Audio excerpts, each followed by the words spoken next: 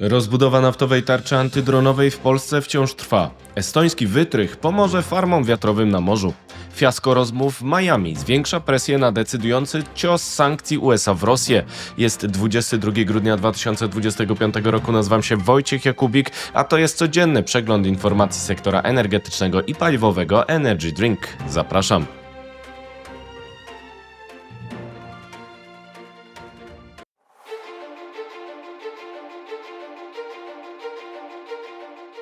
Partnerem kanału Energy Drink jest Orlen.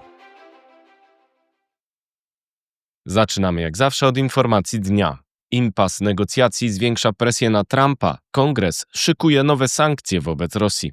Rozmowy pokojowe w Miami nie przyniosły widocznych postępów, więc parlament USA ponadpartyjnie wywiera presję na Waszyngton w celu wykonania decydującego ciosu w Rosję z użyciem nowych sankcji, które będą przedmiotem głosowania w styczniu. Negocjacje pokojowe USA-Rosja oraz USA-Ukraina w Miami zakończyły się brakiem rozstrzygnięcia. Według deklaracji wysokiego przedstawiciela USA Steve'a Witkoffa obie strony są zaangażowane na rzecz zakończenia wojny na Ukrainie, a rozmowy były, cytuję, konstruktywne i produktywne. Obrady w Miami dotyczyły m.in. koncesji terytorialnych Ukrainy w zamian za gwarancję bezpieczeństwa. Rosjanie nie ustąpili dotąd z żadnych oczekiwań w sprawie okupowanych terytoriów tego kraju. Elementem rozmów jest także przyszłość zaporowskiej elektrowni jądrowej, kluczowej dla zasilania Ukrainy lewobrzeżnej. Dyrektor Wywiadu Narodowego Tulsi Gabbard oceniła, że Unia Europejska oraz NATO chcą wciągnąć USA w bezpośredni konflikt z Rosją. Jej zdaniem jest to sprawka deep state, czyli niesprecyzowanych sił wewnątrz administracji amerykańskiej. Cytuję: podsycają one strach i histerię, aby uzasadnić kontynuację wojny i podważyć wysiłki pokojowe prezydenta Trumpa. Robią to w celu wciągnięcia USA w bezpośredni konflikt z Rosją, czego ostatecznie chcą Unia Europejska i NATO, oceniła Gabbard na spotkaniu z organizacją konserwatywną Turning Point. Zdaniem Gabbard strona rosyjska nie posiada zdolności do podbicia Ukrainy ani ataku na Europę. Była to odpowiedź na ustalenia Reutersa w kilku źródłach wywiadowczych o tym, że Rosjanie mogą w razie sukcesu na Ukrainie dokonać nowych ataków w Europie. Impas rozmów pokojowych w Miami sprawił, że ponadpartyjna grupa senatorów USA przedstawiła nowe propozycje sankcji mających, cytuję, wymusić sensowne negocjacje.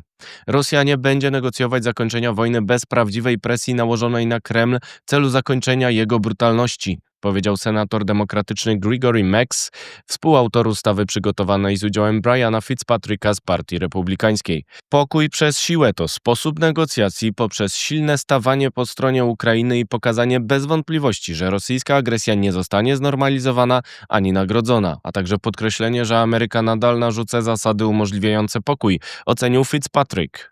Ustawa nazywa się Peace Through Strength Against Russia Act of 2025. Cieszy się poparciem 216 senatorów, a zatem brakuje jej jeszcze 2 do wymuszenia głosowania z pominięciem stosownej Komisji Izby Reprezentantów. Propozycja ustawy zakłada obowiązkowe sankcje wobec oficjeli rosyjskich oligarchów, a także przedstawicieli sektorów obrony, energetyki i transportu. Przewiduje także odcięcie Rosjan od globalnego systemu finansowego poprzez zakaz inwestycji USA w Rosji, transakcji z udziałem papierów wartościowych USA, uderzenie w systemy informacyjne pomagające omijać istniejące restrykcje. Autorzy ustawy proponują także usuwanie luk w sankcjach pozwalających na dostawę produktów naftowych z Rosji i na zakup rosyjskich papierów dłużnych w USA. Ustawa zakłada również zakaz nowych inwestycji USA w Rosji oraz współpracy z podmiotami, które umożliwiają wydobycie rosyjskich ropy, gazu i uranu, a także wytwarzanie LNG. Regulacja zawiera także propozycje sankcji za zbrodnie wojenne, w tym porwania i deportację dzieci z Ukrainy do Korei Północnej, a także zapis o cłach do 500% na dobra importowane z Rosji. Przepisy przewidują także, że te sankcje zostałyby zniesione tylko w razie podpisania traktatu pokojowego i zakończenia walk przez Rosję, a decyzję w tej sprawie podejmowałby Kongres. Rozmowy z Miami nie przyniosły widocznych rozstrzygnięć. Rosjanie domagają się dalszych rozmów w Moskwie. Presja parlamentu USA może doprowadzić do głosowania w sprawie nowych sankcji już w nowym roku. Omawiana ustawa może trafić pod obrady Izby Reprezentantów w styczniu 2026 roku, by wywrzeć presję parlamentu na prezydenta. W grze jest wciąż propozycja ceł 500% na surowce rosyjskie zaproponowana przez senatorów Lindsey'a Grahama i Dana Blumenthala z obu partii kongresu w kwietniu 2025 roku. Graham i Blumenthal przedstawili 19 grudnia rezolucję wzywającą prezydenta Donalda Trumpa do zajmowania tankowców floty widmo Rosji wzorem abordażu tankowców wenezuelskich z ostatnich dni. Graham wezwał także do przekazania Ukrainie pocisków Tomahawk w razie braku postępów rozmów z Rosjanami. Czas na pozostałe wieści, na początek z Polski. Finał Mojego Prądu.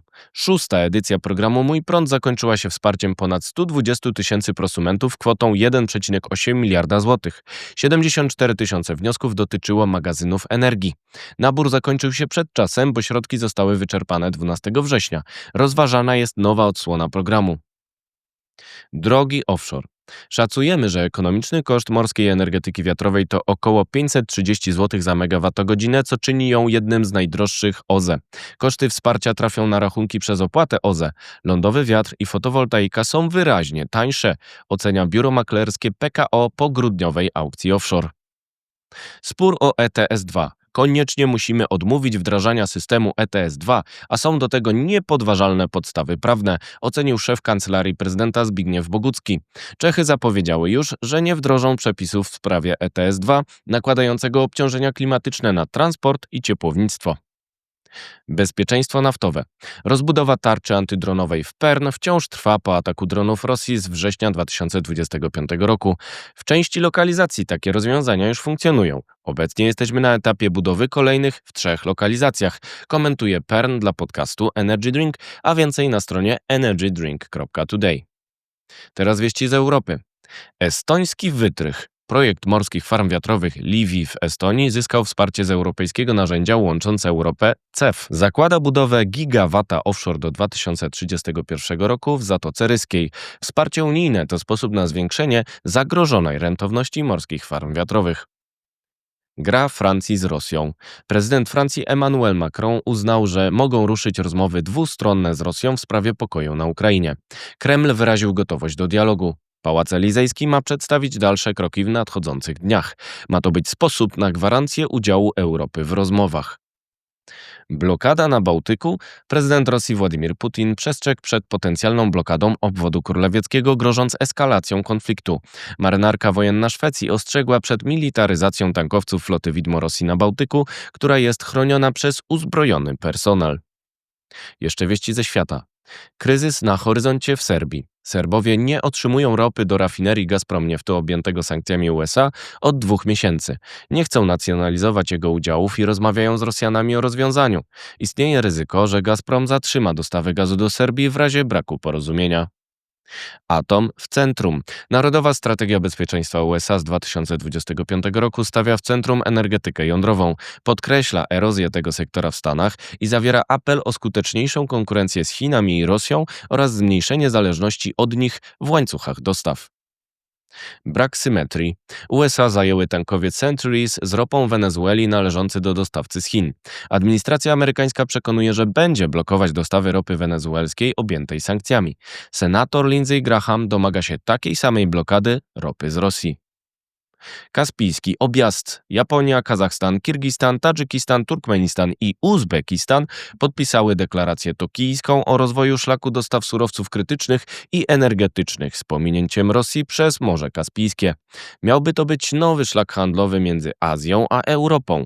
Kazachstan szuka szlaków alternatywnych względem dostaw ropy przez Rosję. To wszystko na dzisiaj. Następny Energy Drink już jutro, więc zapraszam Państwa serdecznie. Do zobaczenia, do usłyszenia.